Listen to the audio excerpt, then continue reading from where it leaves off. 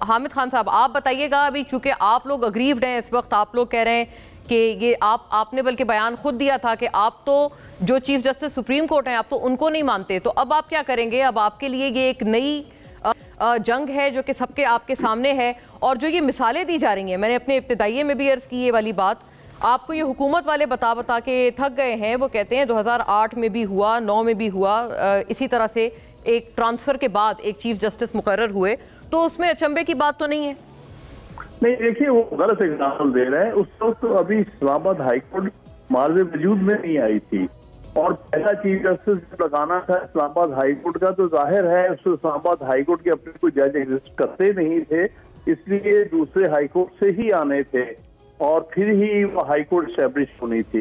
इसलिए वो एग्जाम्पल जो पहली 2-3 चीफ जस्टिस की है वो अप्लाई नहीं होती, क्योंकि वो हाईकोर्ट उस वक्त तक वहां से वजूद में नहीं आई थी। आज की सूरत हाल और है।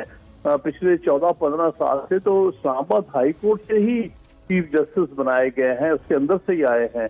और वो पहली 2-3 एग्जाम्पल्स का कोई ताल्लुक नहीं। एक तो है कि जो पहली एग्जाम्पल 2 देते हैं वो तो उस वक्त है जबकि वो गैर आईनी किस्म की इस्लामाबाद हाईकोर्ट थी, जिसको 2009 में स्ट्राइक डाउन कर दिया था सुप्रीम कोर्ट ने सिंध हाईकोर्ट बार एसोसिएशन वाले केस में।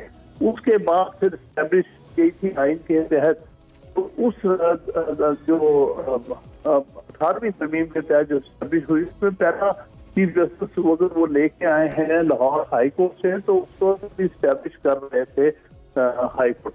अब तो स्टैब्लिश हाईकोर्ट है, कई सालों से तकरीबन 14-15 साल से काम कर रही है और वो अपने अंदर से ही जजेस जो है सीनियरिटी लिस्ट एक बनती है जो सीनियर मोस्ट जज। लेकिन हामिद साहब, वेल एक्सप्लेन्ड, आपने बताया कि किस तरह से अभी वाली चीज़ वो पहले से लागू नहीं होती है, उसका कोई मैच नहीं है। लेकिन ये बताएं, वो साथ साथ एक और बात साथ जो कर रहे हैं गवर्नमेंट, वो कह रहे हैं कि इसमें सदर पाकिस्तान का भी इख्तियार है, वो जो मर्जी करें। मैंने बैरिस्टर अकील मलिक का आपको इस पे बयान सुनाया था, वो जाहिर है वो खुद भी लॉयर हैं, वो मुशीर भी हैं।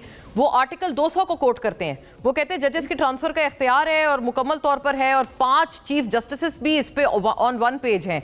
तो फिर ये क्यों नहीं हो सकता? देखिए, बात यह है कि कोई इसकी इजाजत होना एक जगह, ये हो सकती है ट्रांसफर।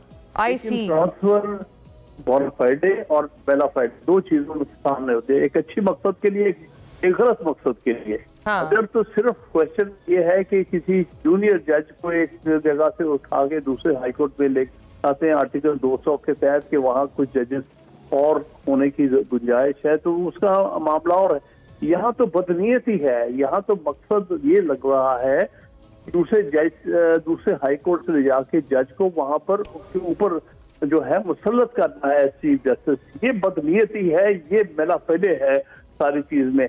जब वहाँ ऑलरेडी सीनियर जजेस मौजूद हैं, उनमें से एक को सेट करके चीफ जस्टिस बना दे, जो कि कानून इनका बनाया हुआ भी आइन ये कहता है कि पहले 3 में से एक होना चाहिए। गालिबन जस्टिस मोहसिन अख्तर कियानी की बनती है सीनियरिटी, अगर ये बिल्कुल ना होती तो सीनियर मोस्ट उसी की बारी बनती है।